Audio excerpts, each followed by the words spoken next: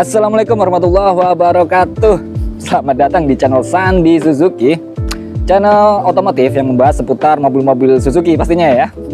Nah, bagi yang belum kenal, kenalin dulu sama Sandi. Sandi ini adalah sales marketing dari Citra Asri Buana Ciputat, dealer Suzuki terbesar di Tangerang Selatan dan salah satu yang terbesar juga di Jabodetabek. Ya. Nah, sebelumnya terima kasih banyak buat kalian yang sudah memilih untuk menonton video Sandi sore hari ini. Ya, tapi nggak tentu ya, teman-teman nontonnya pagi, siang, malam, atau sore. Yang jelas Sandi bikin videonya ini sore hari di dealer Sandi nih, di Citra Asri Buana Ciputat. Nah, sore hari ini Sandi mau bahas apa? Sandi itu mau bahas nih stok XL7, terutama XL7 R3 dan hampir semua sih. Maksudnya yang limit itu cuman Baleno, tinggal 2 unit. Tapi untuk unit-unit CKD atau produksi dalam negerinya ya, completely knockdown di Indonesia. Ini kayak R3 XL7 ini tuh lagi melimpah banget. Karena apa teman-teman? Karena diberlakukannya option pajak itu nanti di Januari tanggal 5 ya, 5 Januari tahun 2025 itu akan berlaku yang namanya option tax, yaitu penambahan pajak sebesar 66% dari pajak kendaraan sebelumnya. Yang sebelumnya itu disetor langsung ke pusat, tapi mulai 5 Januari nanti itu tiap daerah Pemda setempat itu dapat tambahan pajaknya senilai 66% itu. Yang artinya apa? Akhirnya berdampak kepada pajak mobil teman-teman yang STNK jadinya itu setelah tanggal 5 Januari. Nah, ini tuh di Desember tanggal 10 Januari itu udah cut off-nya ya. Untuk teman-teman yang lokasinya di plat BATF Jabodetabek, Serang dan Karawang, kecuali plat DKI ya. Karena plat DKI, untuk Pemda DKI tidak memberlakukan option pajak. Tapi yang di luar DKI itu tambahannya lumayan. Kayak si XL7 Alpha di belakang Sandi ini tuh tambahannya sekitar 20 juta. Paling kecil itu tambahan itu ada di Zeta atau Baleno itu di 17-18 juta. Nah, selainnya pasti di atasnya ya. Kayak Grand Vitara itu tambahannya 25 juta, tambahan option tax-nya. Jadi itu sedikit curhat kalau beberapa customer Sandi itu akhirnya cancel pembelian. Ya karena tambahan pajaknya itu kayak kurang masuk akal gitu ya. 20 jutaan gitu. Tapi untuk teman-teman yang ada di plat DKI Jakarta, plat B tapi DKI Jakarta gitu, tenang aja. Untuk DKI Jakarta nggak ada option pajak, jadi harga masih pakai harga OTR lama. Nah, itu berlakunya sampai kapan Mas Sandi? Sandi juga belum dapat info pastinya. Yang jelas untuk saat ini, pembelian di bulan Desember untuk plat DKI tidak dikenakan option tax, jadi harga OTR-nya masih harga OTR lama. Yaudah kalau gitu agak kepanjangan. Sandi mau bahas apa sore ini tentang unitnya pastinya ya. Di belakang Sandi ini ada XL7 Alpha. Yang ini single tone warna hitam. Kebetulan ini punya customer Sandi ya, yang udah open DO sebelum tanggal 10. Jadi dia tidak terkena option tax. Enak banget ini Pak Bapak customer Sandi ini. Jadi nggak harus bayar 20 juta lebih mahal gitu. Yaudah kalau gitu jangan kemana-mana, langsung aja kita lihat videonya.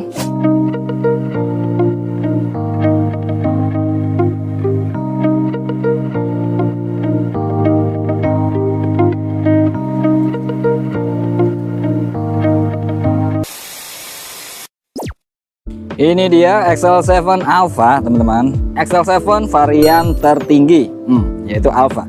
Tapi yang ini single tone ya. Single tone itu harga OTR sebelum option tax di angka 309 juta. Nah, setelah option tax itu tambahnya sekitar 20 jutaan, berarti di angka 330-an. 330-an juta sebelum diskon ya. Untuk diskonnya berapa Mas Andi? Diskonnya masih sama. Diskon akhir tahun ini untuk XL7 Alpha itu di angka 35 juta. Nah, ini yang single tone. Tadi mau nunjukin sekilas di sana itu yang two tone color, yaitu warna Savannah Ivory itu warna favoritnya untuk XL7 two tone ya. Walaupun selain Savannah Ivory juga ada warna putih. Tadi Sandi sekilas lihat, oh itu di belakang. Nah, di belakang yang warna putih spion ke atas warna hitam, ini tuh Alpha two tone color warna putih. Ini harganya sama kayak yang Savannah Ivory tadi. OTR sebelum option itu 311 juta. Berarti kalau setelah option ya tadi Sandi bilang 330-an gitu.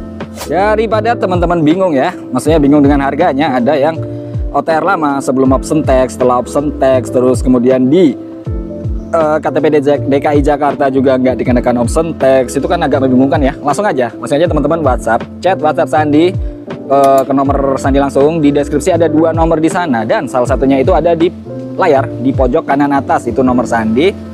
Langsung aja konsultasi sama Sandi. Mas, saya KTP sini untuk XL7 Alpha harganya berapa, kemudian untuk kredit DP-nya berapa, DP minimnya berapa, atau angsuran bunga ringannya berapa gitu. Nah, sekilas untuk kredit, kalau teman-teman nyarinya DP minim itu berarti bunganya besar. Sandi sudah pernah ingetin ya, kalau DP minim itu artinya bunganya yang tertinggi. Beda dengan kalian kalau nyari angsuran yang bunganya rendah, cicilannya lumayan gitu ya, lumayan enak, DP-nya harus dinaikin gitu. Itu udah konsekuensi umum ya yang pasti akan terjadi. Dan selain itu juga pastinya berpengaruh tentang skor approvalnya. Semakin DP teman-teman tinggi, itu kemungkinan untuk di approve itu lebih besar juga gitu. Jadi untuk yang nyarinya DP minim tapi datanya kurang bagus gitu ya, itu agak approvalnya agak kecil lagi pastinya. Nah, nanti ujung-ujungnya akan naik DP gitu teman-teman. Jadi sebelum teman-teman menentukan DP, itu teman-teman konsultasi dulu sama Sandi tentang kelengkapan datanya. Nah, itu tadi sekilas tentang simulasi kredit ya. Maksudnya persyaratan kredit itu kayak gimana sih Mas gitu. Ya itu tadi konsekuensinya DP minim, angsuran tinggi. Kalau mau angsuran ringan, DP-nya dinaikin dan approvalnya lebih besar gitu. Kemungkinan untuk di approve itu lebih tinggi dengan DP tinggi. Dan tambahan informasi juga, kalau Sandi mau kasih tahu bahwa untuk insentif bagi sales, bagi Sandi itu insentif terbesar ada di DP minim, benar. Makanya kenapa banyak sales itu kalau ada dapat customer dengan DP minim tenor panjang, itu pasti diusahakan sebisa mungkin. Walaupun data agak kurang-kurang, gimana caranya bisa dibagus-bagusin gitu kan. Karena insentif yang sales terima itu lebih besar untuk DP minim, apalagi yang tenornya panjang. Karena insentif yang diterima dari kami, dari sales itu adalah dari persentase sisa hutang teman-teman ke leasing atau ke bank gitu ya teman-teman ya. Itu sekilas tentang kredit. Nah, sore hari ini kan Sandi mau bahas tentang XL7 Alpha yang hitam. Mana tadi hitam? Nah, dapatnya apa aja ya? Yang pertama, XL7 Alpha single tone warna hitam ini. Yang pertama yang jelas dapatnya adalah warna yang hitam aja. Jadi di Alpha itu untuk single tone hanya ada warna hitam. Karena warna putih itu sudah two tone color, nggak ada di sini. Warna grey juga nggak ada. Kalau teman-teman nyari Alpha warna grey, maaf tidak ada. Untuk Alpha single tone hanya warna hitam. Nah, yang didapat dari Alpha warna hitam ini apa aja Mas Andi? Aksesorisnya sama dengan yang two tone color juga. Karena yang membedakan selisih 2 juta tadi hanya untuk warna ya, untuk warna two tone color yang sana tuh, Saban Ivory. Untuk yang single tidak ada penambahan 2 juta rupiah. Untuk aksesorisnya sama persis banget gitu. Yang pertama adalah talang air nih, talang air original bawaan Suzuki. Yang di sini ada emblem Suzuki Sport, ini original dari pabrik langsung ya. Nah, ini yang pertama. Yang kedua selanjutnya di belakang ada rear up spoiler, yang ini bawaan dari pabrik juga. Ada juga emblem Suzuki Sportnya. Dan itu sekilas untuk harga ya, kalau teman-teman akhirnya ngambil Beta atau Zeta yang nggak ada spoiler dan aksesoris itu talang air, untuk harganya kedua parts ini kalau di total itu sekitar 3 juta. Jadi untuk si spoiler ini hampir 2 juta, untuk talang air itu hampir 1 juta. Jadi lumayan tuh, 3 juta hanya untuk dua parts ini. Lalu selanjutnya, pembeda selanjutnya apa Mas Andi? Pembeda yang selanjutnya ini ada di dalam.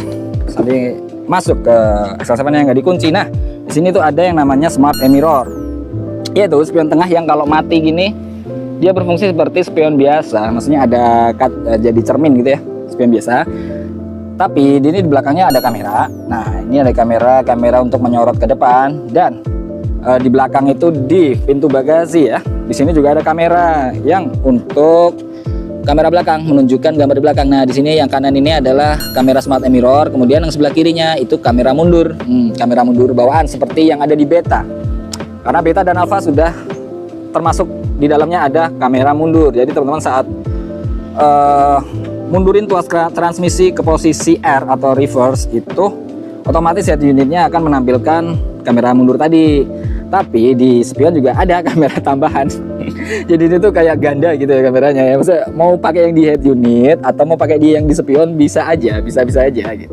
Nah, itu tadi fungsinya Smart Mirror, bisa sebagai kamera mundur juga, kamera mundur tambahan, atau juga sebagai dashcam. Karena di sini tuh teman-teman bisa ngerekam ya. Di dalamnya itu ada micro SD, ada slot micro SD, maksudnya di dalam kita ada memory card yang untuk merekam perjalanan teman saat pakai Smart Mirror itu.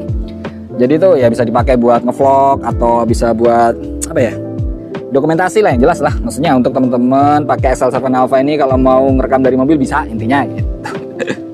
Lalu selain tadi mas, selain kamera mundur, talang air dan kamera mundur sorry, selain smart mirror, talang air dan rear spoiler, apalagi yang ada di Alpha mas?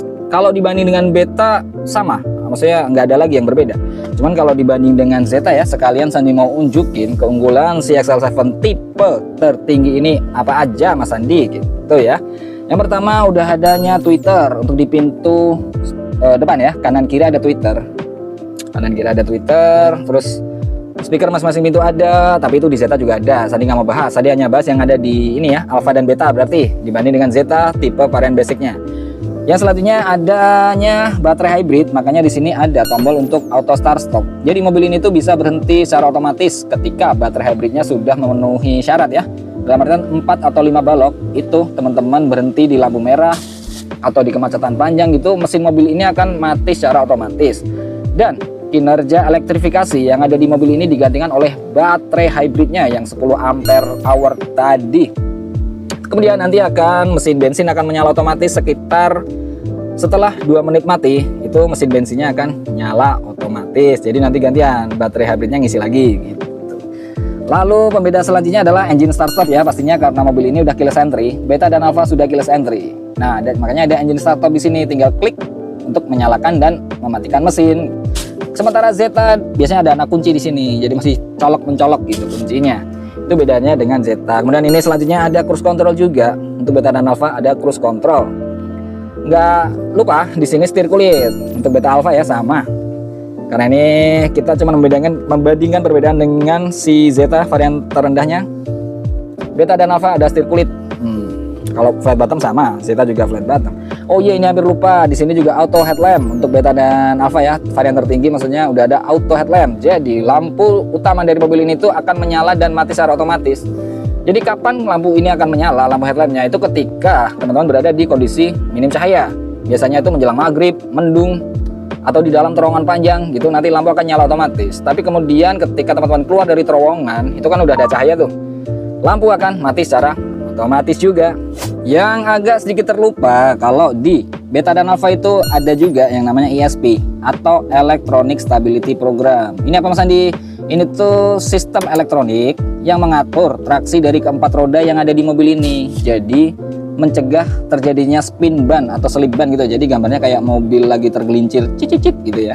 Ini tuh kalau di mobil lain bahasanya traction control, yaitu untuk mengontrol traksi dari keempat ban biar nggak gampang slip. Itulah ESP.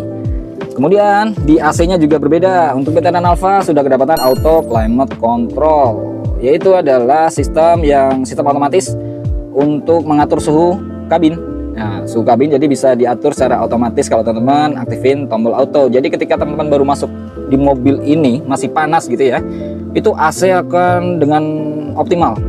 Antara kipas dan freonnya itu akan maksimal dulu gitu, sampai nanti kemudian suhu kabin udah dingin akan mereda secara otomatis. Karena itu kita sebutnya auto climate control. Beda dengan Zeta, kalau di Zeta nggak ada auto tapi ada max AC. Max AC itu ya cuman maksimal aja, tapi dia nggak akan turun-turun gitu. Walaupun mobil udah dingin banget sampai berkabut, berembun, sampai air juga jadi es gitu ya, itu nggak mau turun kalau di max AC di Zeta ya. Tapi kalau Alpha dan Beta itu otomatis turun sendiri nantinya.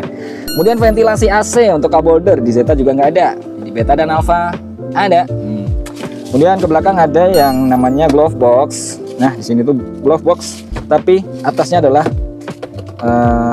armrest. Nah jadi buat armrest buat driver, naruh tangan gini ya perjalanan jauh. Lumayan menyenangkan lah dengan armrest ini atau bawaan glove box. Kemudian apa lagi Mas Andi? Selebihnya sih nggak ada yang berbeda ya. Jadi ini tampak sekilas, selain yang tadi saya udah sebutin, itu tuh sama semua. Antara Zeta, Beta, dan Alpha persis sama semua, nggak ada yang berbeda selain yang tadi saya disebutin ya. Sebelum masuk ke baris kedua, ada yang terlupa ternyata teman-teman. Untuk Alpha dan Beta di sini ada yang namanya head adjuster ya. Kalau di sini kan untuk reclining untuk nyandar gitu ya, jok. Kalau di sebelahnya ini adalah head adjuster, pengaturan ketinggian untuk jok bagian driver aja tapi ya. Jadi kursi driver ini bisa dinaikin, bisa turun dengan head adjuster ini. Jadi buat teman-teman yang rasa tinggi badannya kurang atau yang pantatnya tipis kayak Sandi gitu ya, nggak punya pantat, duduk di mobil ini nggak perlu lagi pakai bantal gitu. Jadi nyetir bisa lebih ergonomis lagi, maksudnya lebih fleksibel sesuai dengan postur tubuh teman-teman. Karena di baris kedua itu sama persis ya, antara ketiga varian Zeta, Beta, dan Alpha. Sandi langsung aja masuk ke baris ketiga karena di sini ada satu poin yang membedakan antara Beta, Alpha, dan Zeta. Untuk Beta dan Alpha di sini nih. Ini kan baris ketiga sebenarnya, tapi sedang direbahin. Jadi fungsinya jadi bagasi yang luas banget gini. Oh ya, Sandi belum sebutin ini apa tadi. Bedanya untuk baris ketiga di Beta dan Alpha varian tengah dan tinggi itu ada ini namanya power outlet 12 volt untuk ngecharge. Jadi untuk penumpang di baris ketiga kedapatan power outlet tambahan. Nah, untuk Zeta nggak ada ya teman-teman ya. Nah, ini di atas juga ada yang namanya rear defogger. Jadi untuk kaca belakang itu ada defogger yang garis-garis ini ya. Kalau di Zeta itu polos, nggak ada garis-garis. Jadi fungsinya rear defogger apa Mas Andi? Rear defogger itu adalah anti embun teman-teman. Jadi kalau keadaan malam hari biasanya sering yang terjadi itu kan malam ya, mobil berembun karena suhu kabin di dalam itu tuh dingin. Makanya kaca belakang sering ada embunnya gitu. Tapi kalau teman-teman dengan Alpha atau Beta yang ada defogger seperti ini, kaca nggak berembun lagi. Tapi ya itu ada garis-garisnya ya. Kadang orang nilai ini nggak ngalingin garis-garis, tapi nggak juga teman-teman, karena itu ada fungsinya. Ini tuh semacam tembaga kecil gitu untuk menyalurkan panas supaya embunnya hilang. Nah, itulah defogger. Nah, sepertinya itu tadi ya teman-teman ya. Saya udah bahas sekilas tentang XL7 Alpha, bahkan sampai perbedaannya dengan Zeta apa aja gitu ya. Maksudnya kelebihan dibanding Beta dan Zeta. Tapi kalau teman-teman yang masih agak kurang ngeh atau kurang paham dengan detail gitu, langsung aja chat WhatsApp Sandi sekarang juga. Mas, perbedaannya apa aja sih? Saya lupa tadi nonton Mas Sandi kecepatan videonya gitu. Langsung aja chat WhatsApp Sandi sekarang juga ya. Jangan lupa. Nah, bagaimana untuk harganya tadi? Nah mulu ya. Intinya untuk harga si XL7 Alpha dengan OTR DKI Jakarta itu masih sama ya teman-teman. Untuk single tone-nya di harga 309 juta. Yang hitam ini single tone 309 juta. Kemudian untuk yang two tone yaitu tadi ada ivory dan warna putih itu 311 juta. Itu harga OTR plat B DKI Jakarta. Gimana dengan plat B non DKI yaitu yang ada di Depok, Tangerang, Tangsel, Bekasi? Pastinya ditambah dengan option tax yaitu senilai 20 jutaan. Berarti harga OTR-nya ada di 330-an. Dengan diskon yang sama aja ya. Kalau dari dealer, dari Sandi itu nggak membeda-bedakan diskon. Mau plat mana aja diskon sama. Tapi yang akhirnya membedakan harga adalah itu tadi, ketentuan pajak pemerintah yang selisihnya lumayan besar itu 20 juta rupiah. Yang tadinya diskon 25 juta ya akhirnya jadi berasanya hanya 15 juta gitu kan ya teman-teman ya. Yaudah kalau gitu Sandi lanjut ke promo-promo Sandi. Kalau Sandi bisa melayani pembelian secara cash maupun kredit. Nah, untuk pembelian cash Sandi bisa cover dari seluruh Indonesia. Selama ada akses untuk kirim mobil ke teman-teman, Sandi bisa proses. Intinya gitu ya. Tapi dengan catatan hanya dengan plat BATF. Plat maksudnya dengan KTP area Jabodetabek dan sekitarnya. Jadi buat teman-teman yang dari daerah yang nggak ada plat area Jakarta dan sekitarnya, langsung aja chat WhatsApp Sandi untuk konsultasi. Yang intinya kalau pembeliannya itu cash bisa Sandi proses. Langsung aja konsultasi ya. Nah, kemudian untuk kredit gimana Mas Sandi? Kredit Sandi hanya cover untuk area plat BATF yaitu Jabodetabek, Serang, dan Karawang. Aduh, anginnya gede banget. Tapi ada tambahan informasi ya, untuk plat AT dan F itu ada tambahan harga senilai 2 juta rupiah. Jadi buat teman-teman yang ada di area plat AT dan F, siapin dana 2 juta rupiah lebih banyak. Itu kalau gitu Sandi ucapin banyak banget terima kasih buat teman-teman yang udah support channel Sandi ini, Sandi Suzuki. Udah like, udah share, udah komen, udah subscribe. Sandi ucapin banyak banget terima kasih. Dan yang belum like, belum share, belum komen, belum subscribe, tapi selalu nonton video-video Sandi ya. Setiap Sandi update video selalu ditonton gitu. Sandi ucapin juga banyak banget terima kasih. Yaudah kalau gitu akhir kata Sandi pamit undur diri. Wassalamualaikum warahmatullahi wabarakatuh.